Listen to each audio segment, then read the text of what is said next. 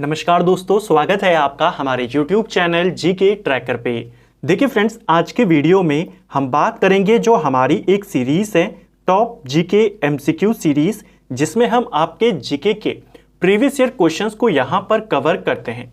ये क्वेश्चन आपके ना सिर्फ उत्तराखंड के बल्कि अलग अलग स्टेट्स के अलग अलग आपके जो सेंटर में अलग अलग एग्जाम्स होते हैं उनमें जो जीके के क्वेश्चन आपसे पूछे जाते हैं, नए क्वेश्चन नए पैटर्न पर, उनको यहां पर कवर करते हैं। आज हमारी टॉप जीके एमसीक्यू सीरीज की ये 75वीं क्लास हम यहां पर कवर करने वाले हैं। आज के वीडियो में सितंबर 2023 में यानी इसी महीने जो एसएससी एमटीएस का आपका एग्जाम हुआ है उसमें किस किस टाइप के नए क्वेश्चन आपको देखने को मिले हैं, किस किस लेवल के क्वेश्चन आपको देखने को मिले हैं, पुराने क्वेश्चन किस तरीके से नई लैंग्वेज में पूछे गए हैं, उन सबको आज के वीडियो में कवर करेंगे। अगर आपने इससे पहले की क्लासेस को नहीं देखा है, आप उनको प्लेलिस्ट में जाके देख सकते हैं। प्लेलिस्ट का लिंक आपको वीडियो के डिस्क्रिप्शन में भी मिल जाएगा, कमेंट सेक्शन में भी मिल जाएगा और आप डायरेक्ट प्लेलिस्ट को विजिट करके भी देख सकते हैं। तो चलिए दोस्तों, आज की क्लास को शुरू करते हैं। आज का हमारा पहला क्वेश्चन है, प्रसिद्ध बृहदेश्वर मंदिर किस राज्य में स्थित है? तो काफी फेमस है बृहदेश्वर मंदिर। इस मंदिर को राजराज मंदिर या राजराजेश्वर मंदिर भी कहा जाता है और यह मंदिर आपके तंजौर या जिसे तंजावुर भी लिखा जाता है यहां पर स्थित है। आपको बस ये पता होना चाहिए ये तंजावुर किस राज्य में आता है। ये आपके वर्तमान तमिलनाडु में पड़ता है। ठीक है, तमिलनाडु का एक शहर है तंजावुर, यहीं पर आपका एक फेमस मंदिर है बृहदेश्वर मंदिर। जो चोल राजा थे राजराज प्रथम, उनके द्वारा इस मंदिर का निर्माण किया गया, इसीलिए इसे राजराज मंदिर या राजराजेश्वर मंदिर भी कहा जाता है। ठीक है, नेक्स्ट है, डेबिट कार्ड और क्रेडिट कार्ड में क्या अंतर है? यह क्वेश्चन भी आपसे अभी हाल ही में एक पेपर में पूछा गया है। डेबिट कार्ड और क्रेडिट कार्ड में जो बेसिक अंतर है आपका, डेबिट कार्ड से आप सीधा बैंक खाते से पैसे निकाले जा सकते हैं। क्रेडिट कार्ड जो होता है उसमें आप एक निश्चित सीमा तक लोन ले सकते हैं। क्रेडिट कार्ड यानी जो आप एडवांस लोन लेते हैं कार्ड के जरिए और एक निश्चित लिमिट होती है हर कार्ड की, तो वो क्रेडिट कार्ड होता है जिसमें से आप पैसे निकाल नहीं सकते, केवल आप पेमेंट के लिए उसका इस्तेमाल कर सकते हैं। ठीक है, एटीएम के थ्रू आप पैसा निकाल नहीं सकते खाते से आप, क्योंकि आपके खाते में वो एडवांस्ड है, उसको आपको बाद में भरना होता है। डेबिट कार्ड आपका एटीएम कार्ड है, क्रेडिट कार्ड आपका एक लोन कार्ड होता है, आप ऐसे इसको समझ सकते हैं। तो ये क्वेश्चन आपको ध्यान रखना है। ठीक है, नेक्स्ट है, निम्नलिखित में से किस आंदोलन की शुरुआत बंगाल में हुई थी? अब देखिए ये कितना पुराना क्वेश्चन है। इन सारी संस्थाओं के बारे में, इन सभी आंदोलनों के बारे में हमने कई बार पढ़ा है कि आर्य समाज कब शुरू किया गया, कौन इसके संस्थापक थे, प्रार्थना समाज, रामकृष्ण मिशन। अब इन्हीं क्वेश्चंस को एग्जामिनर मिक्स करके नया क्वेश्चन यहां पर बना रहा है कि आप बताइए अब इनमें से कौन सा आंदोलन है जो बंगाल के अंदर शुरू हुआ। अब आपको पता होना चाहिए जो आर्य समाज था, आर्य समाज की स्थापना कहां होती है? इसकी स्थापना होती है मुंबई के अंदर। ठीक है, 1875 में। प्रार्थना समाज की अगर हम बात करते हैं, प्रार्थना समाज की स्थापना यह होती है मुंबई के अंदर और 1867 में। रामकृष्ण मिशन की अगर हम बात करें, रामकृष्ण मिशन की स्थापना बेलूर जो आपके कलकत्ता में पड़ता है यहां होती है। रामकृष्ण मिशन 1897 में था। और सत्यक शोधक समाज की बात करें, इसकी स्थापना 1873 में होती है। महाराष्ट्र के अंदर इसकी स्थापना की जाती है। तो ये तीनों के तीनों आपके कहां हैं? महाराष्ट्र में। केवल रामकृष्ण मिशन है जो कलकत्ता यानी बंगाल में शुरू हुआ और यही आपको बताना था। ऑप्शन सी सही आंसर हो जाएगा। तो इस प्रकार कॉन्सेप्ट बेस्ड क्वेश्चन न सिर्फ उत्तराखंड में बल्कि आपके अलग अलग एग्जाम में भी ऐसे डीप क्वेश्चन पूछे जाने लगे हैं जो आपको ध्यान रखना है। इस टॉप जीके सीरीज के माध्यम से हम आपके प्रीवियस ईयर क्वेश्चंस के साथ साथ जो आपके नए क्वेश्चंस हैं, रिपीटेड क्वेश्चन है, नई लैंग्वेज के क्वेश्चन हैं, उन सबको कवर करते हुए चलते हैं जिससे आपको बेसिक आइडिया भी रहे किस लेवल के किस टाइप के क्वेश्चन पूछे जा रहे हैं और नए पैटर्न से भी आप सभी अवगत रहें। चलिए नेक्स्ट है, भारतीय संविधान का अनुच्छेद 149 किससे संबंधित है?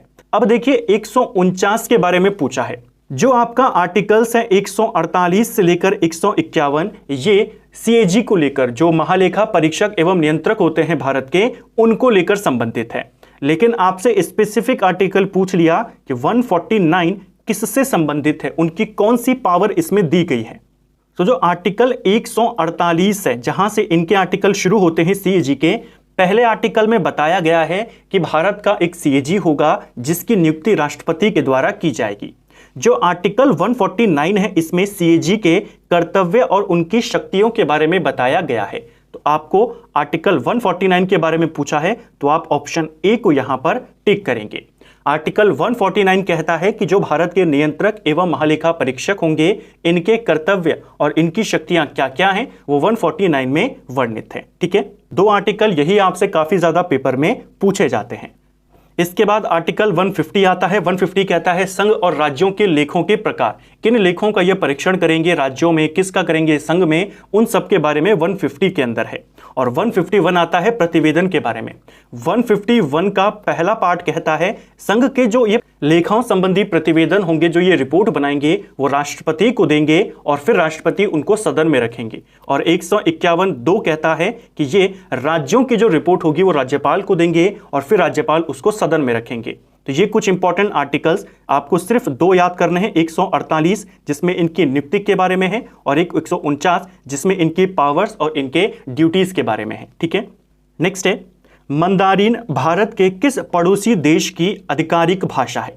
तो देखिए, मंदारिन भाषा काफी फेमस भाषा है और ये चाइना की आधिकारिक भाषा है। ऑप्शन डी सही आंसर हो जाएगा। अगर हम श्रीलंका की बात करें, श्रीलंका की आधिकारिक भाषा क्या है, इनकी आधिकारिक भाषा सिंहलीज है और साथ में तमिल भाषा है। अफगानिस्तान की बात करें तो इसको भी एमटीएस के एग्जाम में पूछा गया था, इनकी आधिकारिक भाषा दरी है। और भूटान की बात करें तो इनकी आधिकारिक भाषा जोंगखा है। ठीक है, जो एमटीएस का आपका एग्जाम हुआ है इसी महीने, उसमें चाइना की और अफगानिस्तान की ये दोनों पूछी गई हैं। तो आप श्रीलंका और भूटान की भी यहीं पर याद कर लीजिए। 15 अगस्त 1947 को भारत के पहले प्रधानमंत्री जवाहरलाल नेहरू ने दिल्ली में लाल किले के किस गेट के ऊपर भारतीय राष्ट्रीय ध्वज फहराया था। अब देखिए कितना नया क्वेश्चन यहां पर बना दिया है, हिस्ट्री से ही बनाया है कि 15 अगस्त को सबसे पहले तिरंगा किसने फहराया था लाल किले के ऊपर, भारत के पहले प्रधानमंत्री ने।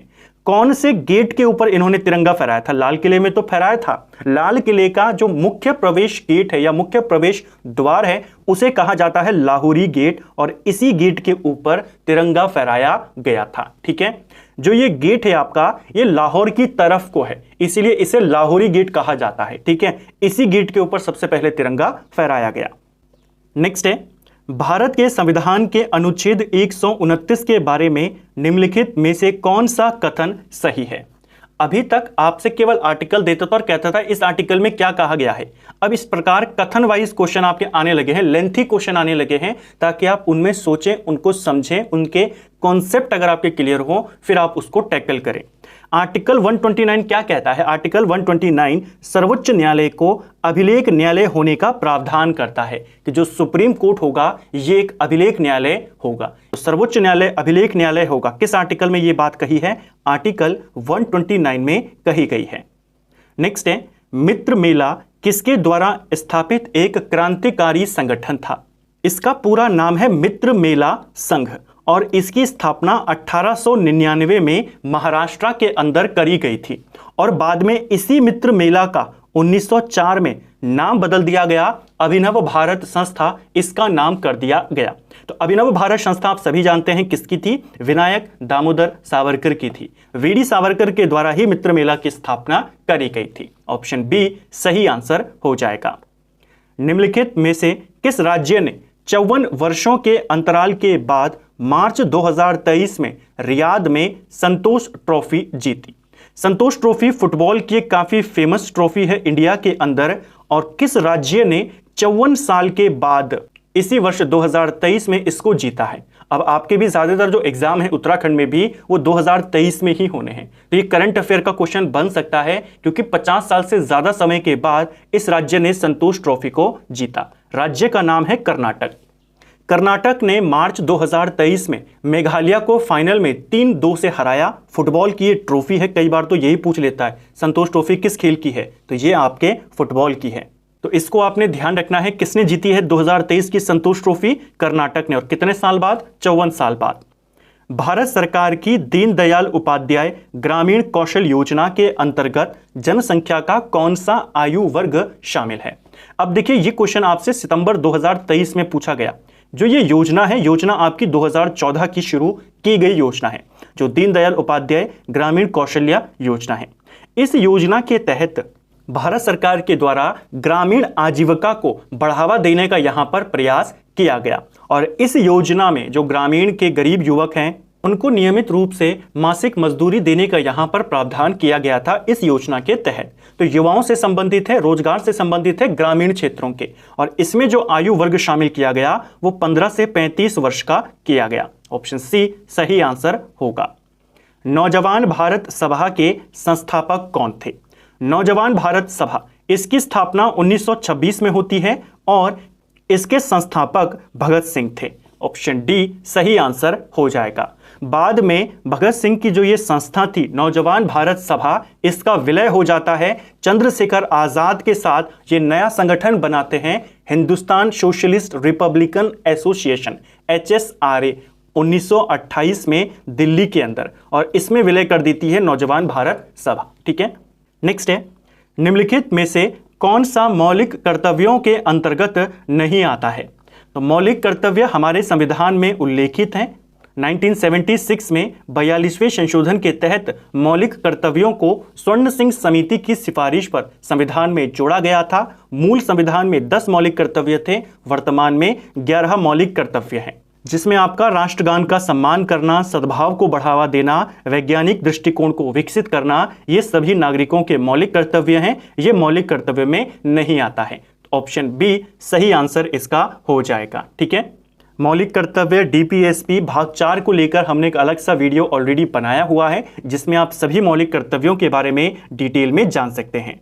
नेक्स्ट है, अखिल भारतीय मुस्लिम लीग ने किस वर्ष देश के उत्तर पश्चिम और पूर्वी क्षेत्रों में मुसलमानों के लिए स्वतंत्र राज्य की मांग का प्रस्ताव पेश किया था? सिंपल भाषा में अगर हम बात करें, लैंग्वेज काफी घुमाकर इस्तेमाल करी गई, सिंपल लैंग्वेज में यह है, मुस्लिम लीग ने पृथक देश का पहला प्रस्ताव कब किया, पारित उसको? ये किया था 1940 के लाहौर अधिवेशन में। ऑप्शन डी सही आंसर हो जाएगा। ठीक है, नेक्स्ट है, गोविंद सागर किस राज्य में स्थित है? तो देखिए, जो गोविंद सागर है आपका भाखड़ा नांगल परियोजना पर स्थित है और ये किस राज्य में है आपसे पूछा गया है। अभी कुछ दिन पहले हमने भारत की प्रमुख बहुउद्देशीय परियोजनाओं को कवर किया था, उसमें हमने भाखड़ा और नांगल बांध के बारे में बात करी थी। ये दोनों बांध बेसिकली अलग अलग बांध हैं। भाखड़ा बांध आपके हिमाचल प्रदेश में है और नांगल बांध आपके पंजाब में आता है। दोनों बांध आपके सतलज नदी के ऊपर बने हुए हैं। हिमाचल प्रदेश में जो भाखड़ा बांध है, इसका जो जलाशय है उसी को कहा जाता है गोविंद सागर जलाशय। तो गोविंद सागर के बारे में पूछा है, हिमाचल प्रदेश इसका उत्तर हो जाएगा। ठीक है, नेक्स्ट है, अरब सागर निम्न में से किस महासागर का विस्तार है? तो अरब सागर आपके हिंद महासागर का ही एक विस्तार है। ऑप्शन डी सही उत्तर हो जाएगा। 1927 में मंदिर प्रवेश आंदोलन किसने शुरू किया था? तो मॉडर्न इंडियन हिस्ट्री का काफी इंपॉर्टेंट क्वेश्चन, मंदिर प्रवेश आंदोलन 1927 में भीमराव अंबेडकर के द्वारा शुरू किया गया था। ऑप्शन ए सही आंसर है। निम्नलिखित में से कौन हॉर्न ऑफ अफ्रीका के अंतर्गत नहीं आता है? देखिए, जो अफ्रीका महाद्वीप है, अफ्रीका महाद्वीप का जो पूर्वी भाग है उसे हॉर्न ऑफ अफ्रीका कहा जाता है। ठीक है, इसमें आपके 3 देश शामिल हैं, जिसमें आपका इथियोपिया, सोमालिया, जिबूती, ये तीनों आते हैं। बरमूडा इसमें शामिल नहीं है। नेक्स्ट है, उड़ीसा में कोणार्क मंदिर का निर्माण किसने करवाया था? जो कोणार्क मंदिर है सूर्य भगवान को समर्पित है, कोणार्क सूर्य मंदिर इसको कहते हैं। इसका निर्माण गंग वंश के राजा नरसिंह देव प्रथम ने करवाया था। ऑप्शन डी सही उत्तर होगा। किस वंश के राजा थे? गंग वंश के राजा थे। सल्तनत काल में सबसे बड़ा साम्राज्य किसका था? तो दिल्ली सल्तनत कहां से कहां तक थी? 1206 से लेकर 1526 तक थी। दिल्ली सल्तनत को भी हमने ऑलरेडी डिटेल में कवर कर चुके हैं, प्लेलिस्ट से आप उससे देख सकते हैं। दिल्ली सल्तनत में जितने भी आपके वंश हुए, जितने भी शासक हुए, उनमें सबसे बड़ा साम्राज्य मोहम्मद बिन तुगलक का था। ऑप्शन सी सही आंसर होगा।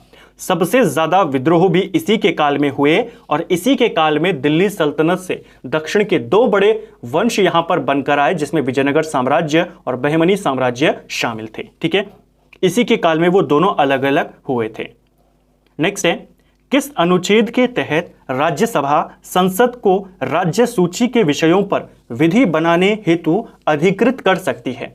यानी कोई विषय है जो राज्य सूची का है और संसद उस पर कानून बनाना चाहती है, तो राज्यसभा संसद को यह अधिकार दे सकती है, लेकिन कौन से आर्टिकल के तहत? आर्टिकल 249 के तहत। ऑप्शन बी सही आंसर हो जाएगा। आर्टिकल 249 कहता है राज्य सूची के विषय के संबंध में राष्ट्रहित में कानून बनाने की संसद की शक्ति।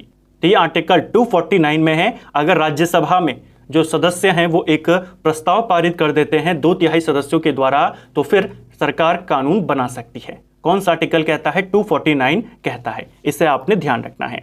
तो फ्रेंड्स, ये था हमारा आज का वीडियो, जिसमें हमने जीके के 20 इंपॉर्टेंट प्रीवियस ईयर क्वेश्चंस को यहां पर कवर किया। उम्मीद करता हूं आपको आज का वीडियो यहां पर पसंद आया होगा। अगर आपको ये वीडियो पसंद आया है तो वीडियो को लाइक करें। चैनल पर अगर आप पहली बार आए हैं, चैनल को सब्सक्राइब करें, दोस्तों के साथ शेयर करें। वीडियो कैसा लगा कमेंट बॉक्स में हमें जरूर बताएं। कितना आपका स्कोर रहा ये भी आप हमें कमेंट बॉक्स में बता सकते हैं। Thank you friends.